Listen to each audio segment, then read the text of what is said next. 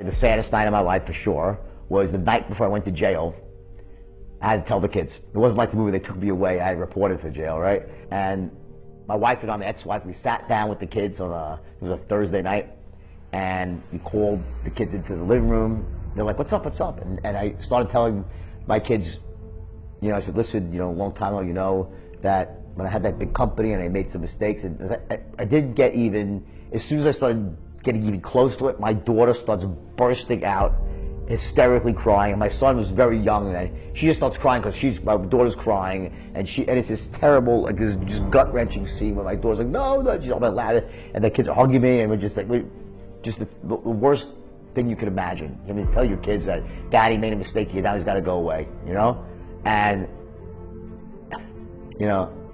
I was guilty. I couldn't say I was trapped with this. I did it. I made a mistake. I took some great skill that I made the mistakes, and I deserve to be there. I had no one to blame but myself. I made the mistakes, and it's very difficult when you have to come to terms with that, right? And I think when people watch the movie The Wolf of Wall Street, it's important that they look at that movie and say, you know what? I get it. It's glamorous and it's fun. Because I'm not going to deny that it was fun. It was glamorous, yeah. But there's something called balance in there, that when you are that character, that never ends well. It just never ends well. And one question that I get asked all the time, how was I able to stay positive and motivated in what was certainly the worst time of my life? I mean, I lost my money, I lost my freedom, I lost my children for a time, my wife bottomed out, right? And I said, I think about it, I said, here's the secret. When I was in jail, in those moments, and the worst moments of all were at nighttime, when you're in your bunk and people are sleeping, you're alone with your thoughts, and you could just really get negative. And the answer was that in bed, when I was alone with my thoughts, I would close my eyes and I would visualize the faces of my two children. And I would close my eyes, I'd see their faces, I knew I had let them down so badly, caused them so much pain, and I said, there's nothing I won't do. There's no length I won't go to prove to these kids that their dad can do it right, that their dad's going to come back even better than before. And it was all about proving to my children that you could come back from failure, that you could make the world right, and I could be an example, make them proud of me. That was my why. It was all about my kids. And that's the secret. Your why, it's never about you. People will do crazy things for causes they believe in. But for yourself, you only go so far. My kid's in trouble, I'll run through a wall of fire, I wouldn't think twice about it. My wife now, who's my inspiration, like one of the things that she said to me was so funny, is when we first met, wow, she says, I have never met someone that is so fearless. Like you have all this stuff and you're just plowing forward, you're fearless. I said, sweetheart, I said, I'm scared shit. I'm just not letting it stop me. I am scared. And that's what courage is all about. I let my fear plow me forward, push me forward.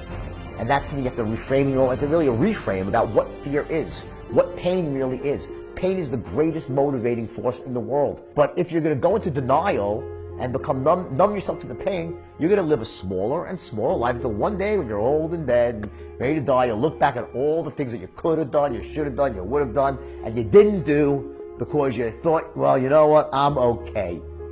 I'm doing decent. It's not so terrible as people go, you know what, fuck that. Don't live that life. Don't be the person that looks back and has regret and didn't take action to get what they truly wanted in life.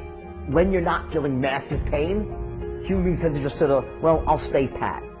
Don't do that. Take the pain, take the bitter pill, because you know what? That bitter pill will end up being sweet. And if you're living that life, you're 25, 28 years old, or 22, whatever how old, or 40 years old, right? And you're in this sort of dead-end job. It's not what you want to do. Don't think for a split second that this is your lot in life, that you have to stay on this road. At any moment in time, you can make a decision. You can get off that road and start going down a completely different road. And you know what? Yeah, there'll be some pain, there'll be some lack in your life, and you know what? That's what will drive you to greatness. It starts by having the visions for the future, to really see your life better than it is right now. And that was my secret. And that is going to be your secret too. When you find that why, once you have that power, then you will definitely achieve your vision, no matter what. It might not happen overnight, but it will happen. I promise you. I wanna be a billionaire so freaking bad. Buy all of the things I never had. I wanna be on the cover of Forbes magazine.